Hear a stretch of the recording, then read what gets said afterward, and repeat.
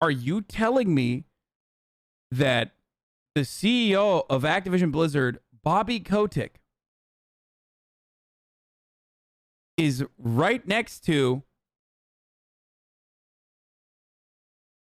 motherfucking Dr. Henry Kissinger on a famous book, a black book, owned by a particular individual that went by the name Jeffrey Epstein? Very interesting. Right underneath David Koch, too. Wow. Poggers. Listen, you got some